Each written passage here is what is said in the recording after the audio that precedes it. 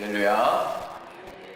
오늘도 예배에 나오신 우리 성도 여러분들과 그리고 온라인으로 함께 예배에 참여하시는 모든 성도님들에게 하나님의 크신 위로와 평안이 이 시간 주신 은혜와 축복이 삶에서 가득하시기를 먼저 주님의 이름으로 축원합니다.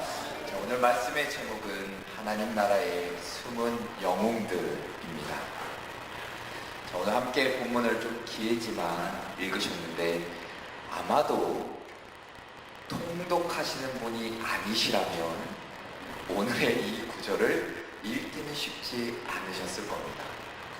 이름만 쫙 등장하는데 이게 무슨 이름인지, 왜 이렇게 이름은 어려운지, 뭔 의미가 있는지 아마 생각하면 이렇게 눈으로만 이렇게 지나가게 되었을 겁니다.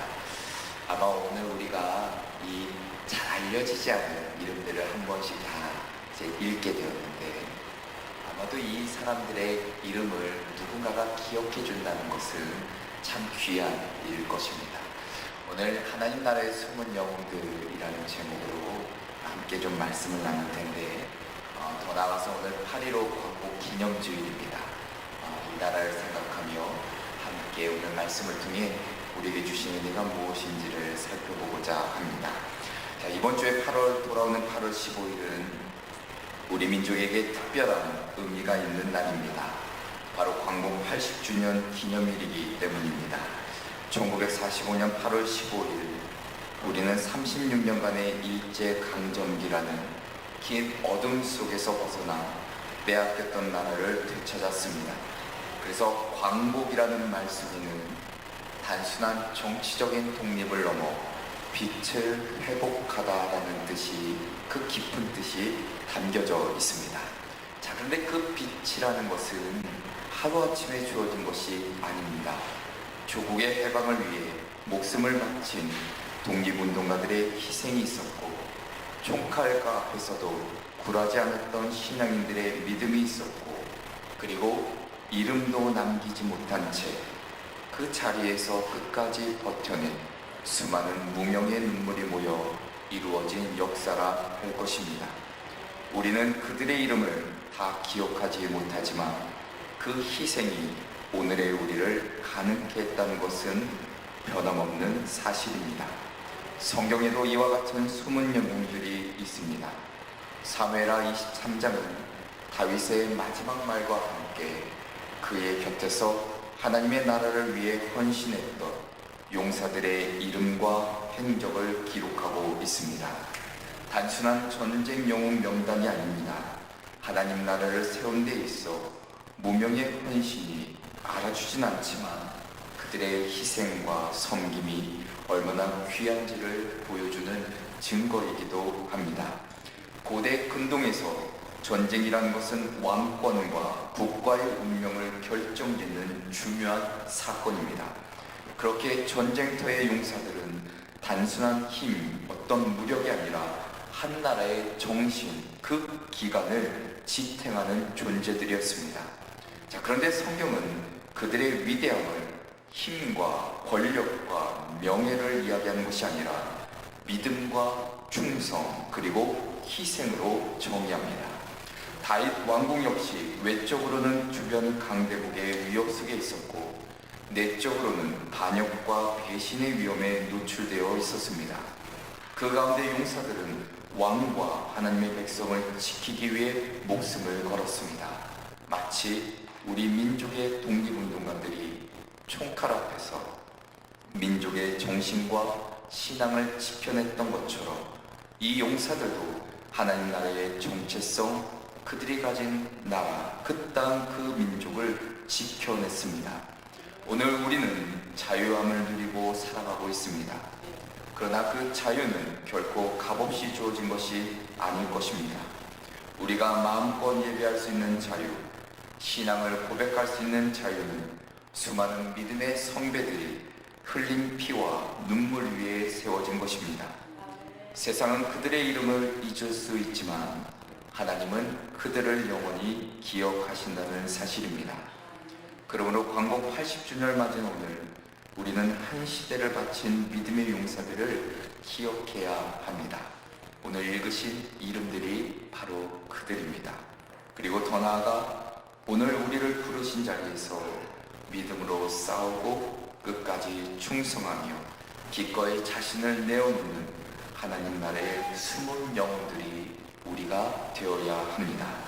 사무엘하 23장의 다윗의 용산처럼, 그리고 광복의 역사를 세운 이름 없는 선원들처럼 우리 역시도 그런 삶을 살아내야 한다는 것입니다. 오늘 말씀을 통해 하나님이 기억하시는 진정한 영웅의 삶이 무엇인지, 그리고 우리도 그 길을 따르겠다는 결단과 기도의 제목을 얻는 시간이 되기를 주님의 이름으로 소망합니다. 그래서 오늘 말씀의 제목 아래에 부제가 있습니다. 믿음, 충성, 희생. 자, 이 세 가지만 기억하시면 됩니다. 요즘에 말씀이 기억하기 쉽게 단어들로 말씀드립니다.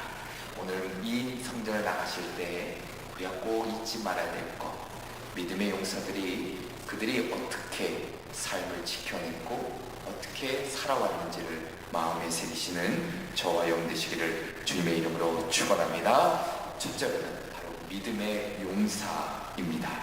하나님의 뜻을 위해 싸운 자. 자, 오늘 8절과 12절의 말씀을 보면 위대한 3명의 용사가 기록되어 있는데, 자, 다윗의 용사 명단에서 가장 먼저 언급되는 사람은 바로 요셉 바세벳입니다. 이름이 참 어렵죠. 8절의 말씀을 보니까 다윗의 용사들의 이름은 이러하니라. 다그몬 사람 요셉 바세벳이라고도 하고 에센 사람 아디노라고도 하는 자는 군 지휘관의 두목이라. 그가 단번에 800명을 쳐 죽였더라. 자, 성경은 그를 군 지휘관이라 소개합니다. 군 지휘관의 두목. 그리고 한 번의 전투에서 800명을 죽였다 기록합니다. 자, 여기서 800명 문자적으로 가능하다고 볼 수도 있겠지만, 자, 고대 전쟁 그 문학에서는 절대적인 열세 속에서 압도적인 승리를 묘사할 때 쓰이던 이 과장된 어떤 수사법이기도 합니다. 자, 핵심은 숫자가 아닙니다. 숫자가 아니라 숫자의 정확성, 이것을 논하는 게 아니라 하나님의 도우심으로 불가능이 가능해졌다는 점을 발견하셔야 합니다. 800명을 쳐 죽였다. 자, 다윗의 용사들이 블레셋과 수적 열세의 싸움을 두려워하지 않은 이유는 단순한 군사적인 용맹이 아니라 하나님의 약속을 붙드는 그 믿음이 있었기 때문입니다. 우리가 잘 아는 사무엘상 17장 47절의 말씀을 보더라도 전쟁은 누구에게 속한 것인가? 여호와께 속한 것이라 기록하죠. 사무엘하 5장 19절 말씀을 보더라도 내가 반드시 그들을 내 손에 넘기리라 약속해 주십니다. 자, 역대상 11장 9절의 말씀을 보더라도 만군의 여호와께서 함께 계시니라 말씀하십니다. 자, 그러니 이런 승리를 거둘 수 있었던 이유는 전술 탁월한 능력, 어떤 무기, 이것이 아니라 여호와 하나님께서 함께 하신다, 여호와 하나님이 승리케 하신다는 신앙의 확신에 있었습니다. 바로 오늘 이 8절의 말씀을 통해 우리에게 깨닫게 하시죠. 자, 두 번째 인물이 등장하는데, 자, 9절입니다. 9절에 보면 엘르아살이 등장합니다. 엘르아살. 자, 9절의 말씀을 보니까 아호와 사람 도대의 아들 엘르아살이니 다윗과 함께한 세 용사 중에 한 사람이라. 블레셋 사람들이 싸우고 거기에 모임에 이스라엘 사람들이 물러간지라 세 용사가 싸움을 도두고 라고 기록합니다. 자, 여기 말씀 가운데 이스라엘 사람들이 물러간지라, 블레셋과의 전투에서 이스라엘 군사들이 모두 도망가 버린 상황, 그때 그가 끝까지 그 자리를 지킵니다. 자, 심지어 손이 피곤하여 칼자루에 붙을 정도였다. 10절의 말씀을 보면 이렇게 기록하죠. 그가 나가서 손이 피곤하여 그의 손이 칼에 붙기까지 블레셋 사람을 치니라. 그날에 여호와께서 크게 이기게 하셨으므로 백성들은 돌아와 그의 뒤를 따라가며 노력할 뿐이었더라 기록합니다. 자, 오늘 성경의 말씀을 10절에 보니까 손이 칼에 붙기까지 붙었다 말합니다. 달라붙은 거예요. 자, 손과 칼이 마치 하나가 된 것처럼 묘사합니다. 단순히 무기를 놓지 않은 그런 것을 묘사한 것이 아니라 사명, 나에게 준 사명을 포기하지 않고 끝까지 붙들었던 그의 믿음의 모습을 성경은 기록하고 있습니다. 자, 13번째 인물이 등장하는데, 자, 11절의 말씀을 보시죠. 11절 말씀을 보시면 산마가 기록됩니다. 자, 블레셋 사람들이 한쪽 밭을 침략했을 때, 자, 이스라엘 백성들이 모두 도망가는데 산마가 바로 이 홀로 그 밭 가운데 서서 지킵니다. 자, 그래서 오늘 말씀을 보면 사랄 사람 악의 아들 산마라, 블레셋 사람들이 사기가 올라 거기 녹두나무가 가득한 한쪽 밭에 모임에 백성들은 블레셋 사람들 앞에서 도망하되라고 기록합니다. 자, 고대 사회에서 밭이라는 것, 단순한 어떤 식량을 거두는 어떤 창고의 역할, 어떤 공동체 생존의 기반의 역할이 바로 이 밭인데, 자, 밭을 빼앗기게 되면 어떻게 될까요? 굶주림과 죽음이 찾아오게 됩니다. 자, 그러니까 산마는 자기의 안전보다 백성의 생존을 지킬 일을 선택합니다. 그리고 12절에 이렇게 고백합니다. 그는 그 밭 가운데 서서 마가 블레셋 사람들을 친지라 여호와께서 큰 구원을 이루시니라 기록합니다. 자, 승리의 주체는 사람이 아니라 누구인가? 하나님이셨다 라는 것을 고백하죠. 자, 이 한 문장은 다윗의 용사들의 싸움이 단순한 어떤 무용담, 어떤 탁월한 능력, 그것을 드러내는 것이 아니라 하나님의 구원의 역사였음을 우리에게 깨닫게 하십니다. 자, 이 세 용사의 공통점은 분명하죠. 자, 싸움의 목적이 자신의 명예, 전쟁을 통해 얻게 되는 전리품, 이게 아니라 하나님의 뜻, 백성의 생명을 지키는 데 있었습니다. 자, 믿음의 용사는 바로 그런 것이죠. 환경이 아니라 부르심에 반응한다는 겁니다. 그 사명에 움직인다는 거예요. 그리고 그 부르심 앞에 목숨도 아끼지 않는다는 겁니다. 자, 우리 민족의 역사 속에도 이런 믿음의 용사들 얼마나 많이 있겠습니까? 자, 그저 우리 한 명 중에 예를 들어 보면 우리 손양원 목사님이 계신데, 자, 일제강점기와 한국전쟁이라는 아주 격동의 시기를 살았던 목사님이시죠. 신사참배를 거부하고 그래서 감옥살이를 하게 되었고, 해방 후에는 저여수 예언교회에서 나와 나병 환자들과 함께 살았습니다. 자, 그러나 6.25 전쟁 중에 공산군에 의해 두 아들이 순교당하는 비극을 겪게 됩니다. 사람이라면 당연히 복수와 분노가 일어날 상황이었지만 전혀 다른 선택을 하지요. 우리가 잘 아는 대로 두 아들을 죽인 청년을 양자로 삼고 용서하는 것입니다. 그가 남긴 유명한 고백이 있습니다. 사랑하는 사람을 위해 죽는 것은 쉬우나 원수를 위해 죽는 것은 어렵다. 그러나 주님의 사랑이 나를 그렇게 하게 만든다. 자, 손영 목사님은 총칼을 들고 싸운 군인은 아닙니다. 그러나 하나님의 뜻이 무엇인지를 알고 싸웠던 영적 전사였지요. 미움과 복수의 길을 거부하고 하나님의 사랑과 복음을 선택함으로 세상과 다른 전쟁에서 승리했던 인물이기도 합니다. 사랑하는 성도 여러분, 믿음의 싸움은 단지 전쟁터에서만 벌어지는 것이 아닙니다. 진리와 거짓이 충돌하는 자리, 하나님을 향한 충성과 세상의 유혹이 맞부딪히는 그 자리, 빛과 어둠이 맞서는 모든 순간이 바로 믿음의 전쟁터라 할 것입니다. 때로는 우리는 수적으로 열세일 수도 있고 혼자 남는 것처럼 느낄 때도 있을 것입니다. 그러나 하나님의 뜻을 붙들고 물러서지 않는 사람을 통해 하나님은 지금도 큰 구원의 역사를 이루어 가신다는 사실을 우리는 마음에 새겨야 합니다. 세상은 우리의 이름을 모를 수 있습니다. 그러나 하나님은 잊지 않으십니다.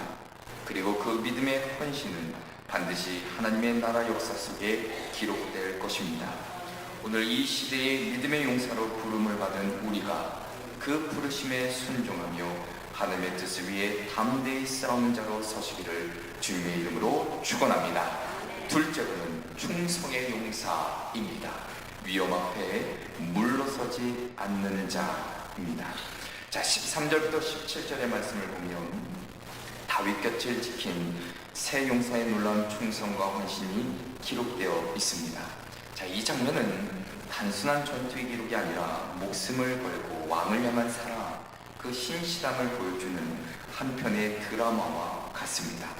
우리가 당시 상황을 이렇게 한번 머릿속으로 그려보시면 좋을 것 같습니다. 자, 다윗과 그의 사람들이 전쟁터 광야를 전전하며 생존을 건 싸움을 이어가고 있습니다. 자, 먹을 물과 음식 바닥났고 사방은 적의 감시로 이렇게 둘러싸여 있습니다. 자, 그런데 다윗의 입에서 이렇게 한마디가 툭 흘러나오는 겁니다. 자, 15절에 이렇게 기록합니다. 다윗이 소원하여 이르되 베들레헴 성문 곁 우물물을 누가 내게 마시게 할까매 라고 말합니다. 자, 명령이 아니죠. 고향을 떠나 떠돌아다녔던 그 다윗 왕이 전쟁의 피로 속에서 그저 어린 시절 마셨던, 젊은 시절 마셨던 그 물, 그것을 그리워하는 한숨 섞인 독백입니다. 하지만 그 순간 세 용사의 마음이 움직입니다. 자, 그들의 귀로는 단순히 왕의 말, 이것을 들었지만 왕의 마음까지도 알았던 것입니다. 자, 16절에 이렇게 기록합니다. 세 용사가 블레셋 사람의 진영을 돌파하고 지나가서 베들레헴 성문 곁 우물물을 길어가지고 다윗에게로 왔으나 라고 기록합니다. 자, 목숨을 걸고 적군이 장악한 베들레헴 한복판을 뚫고 나아갑니다. 그 길은 곧 죽음의 길이지요. 베들레헴은 이미 블레셋이 장악하고 있었고 성문 앞은 철통 같은 경계선이었습니다. 자, 그런데 그들에게 중요한 것은 위험의 크기가 아니라 왕에 대한 충성의 깊이였다는 겁니다. 자, 그들은 자신의 안전보다 왕의 기쁨, 왕의 말, 그것을 더 소중하게 여겼죠. 그 마음을 알았던 겁니다. 그들에게 중요한 것은 위험, 이것이 중요한 것이 아니었죠. 왕에 대한 충성의 깊이였습니다. 자, 여기서 우리는 대단히 중요한 진리를 깨닫게 됩니다. 충성이라는 것은 단순히 주어진 명령, 그것을 수행하는 것으로 끝나지 않습니다. 진정한 충성이라 말한다면 상대의 필요를 알아차고 말하지 않아도 그 마음을 채우는 헌신에서 나옵니다. 이것이 더 중요하다는 것이죠.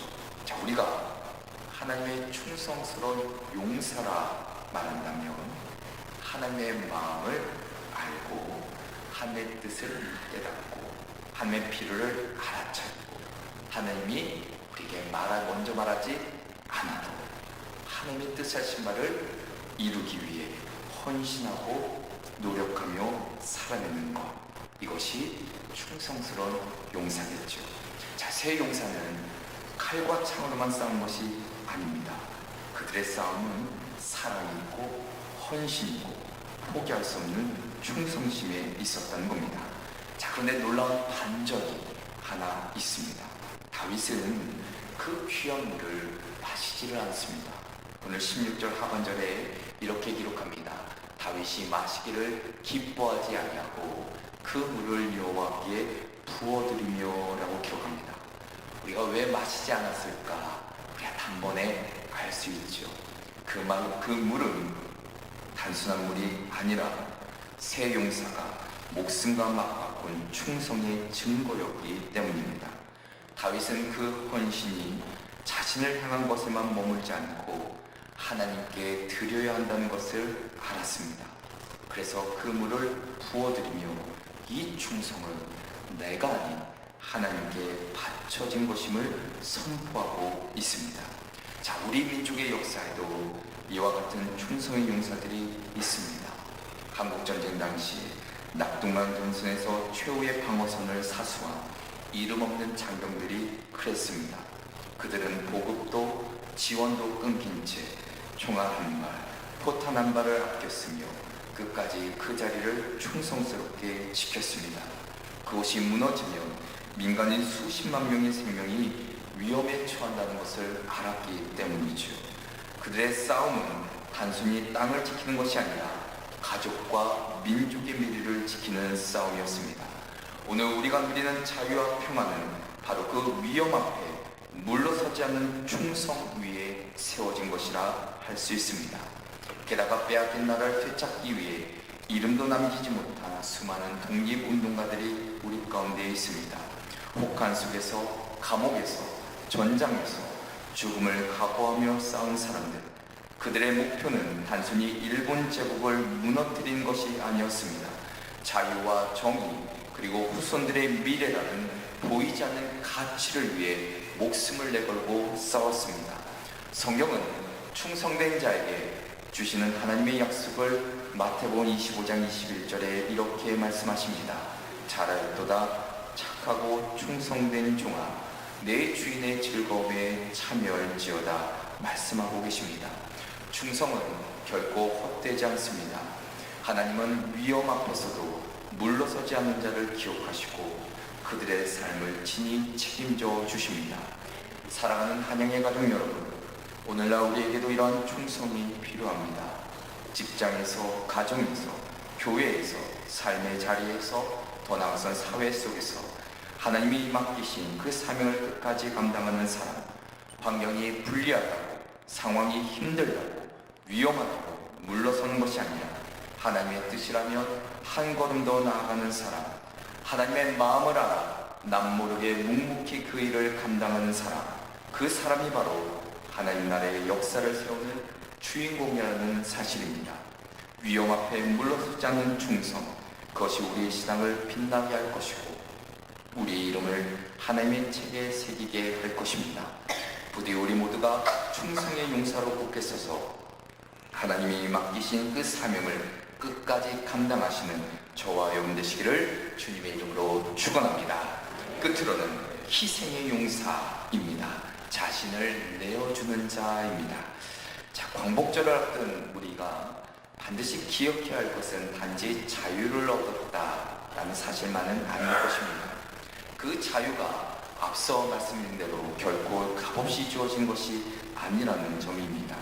자유의 이면에는 수많은 사람들의 눈물과 피, 그리고 목숨을 건 희생이 따랐다는 겁니다.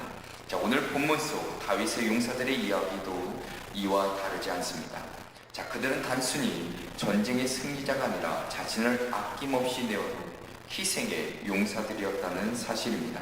자, 23장은 앞서 설명된 대로 다윗 왕 말년에 그의 곁을 지켰던 용사들의 명단과 업적을 기록하고 있습니다.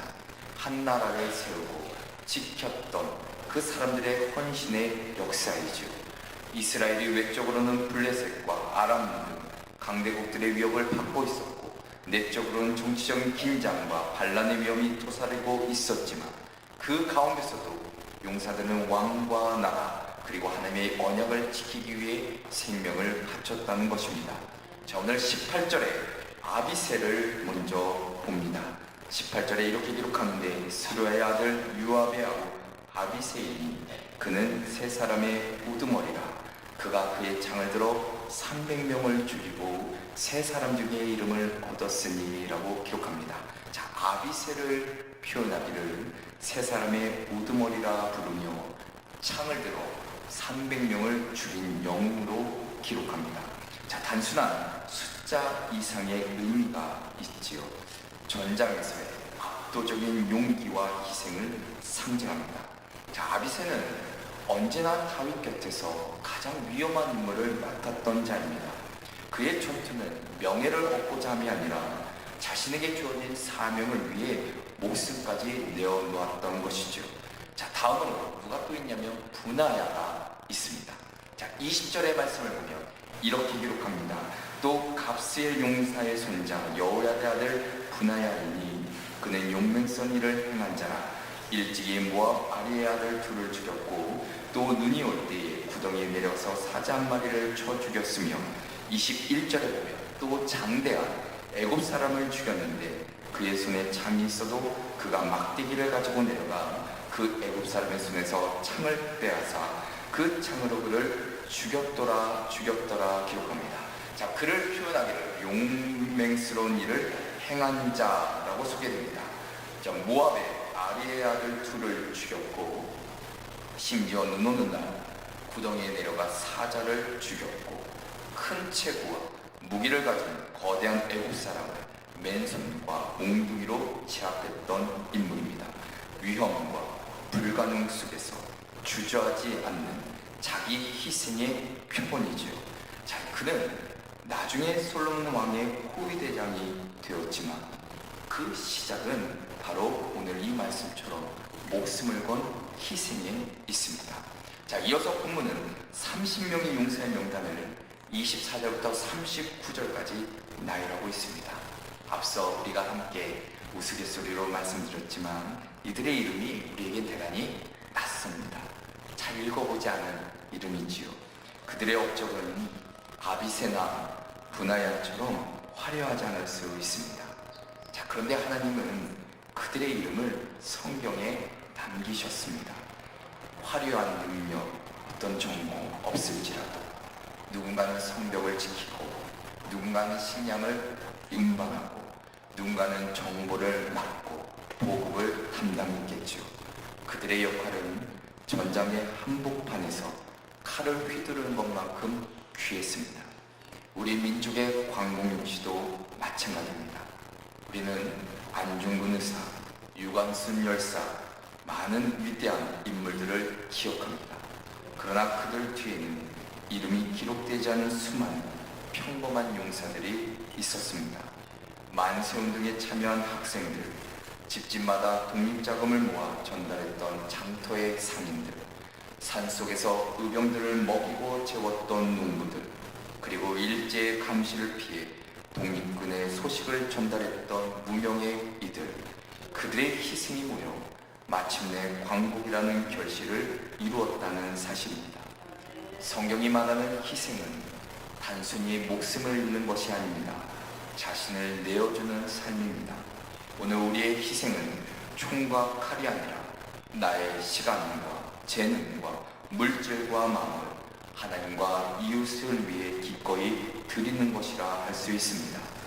누군가의 믿음을 세우기 위해, 상처 입은 자를 치유하기 위해, 우리 교회를 위해, 이 땅을 위해, 이 민족을 위해, 복음을 위해 내가 할 수 있는 것을 내어놓는 것입니다.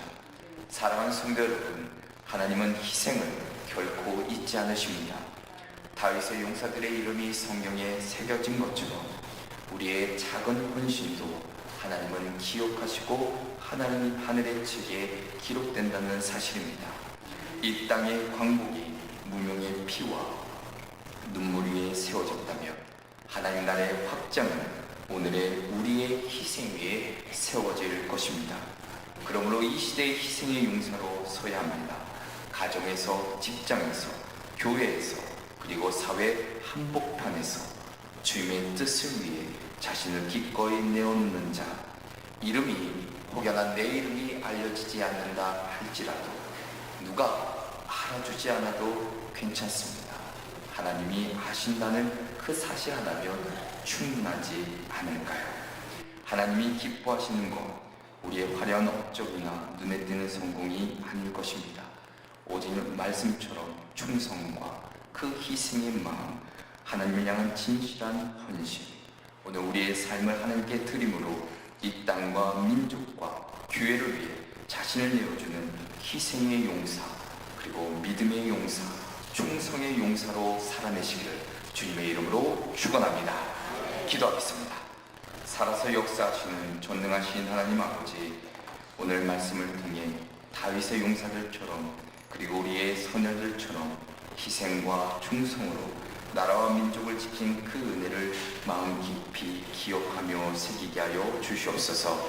우리도 이 시대에 믿음의 용사가 되게 하시고 충성의 용사가 되게 하여 주시며 희생의 용사되어 우리 이 땅 가운데 하나님의 뜻, 하나님의 나라가 이루어지는데 온전히 쓰임받게 하여 주시옵소서.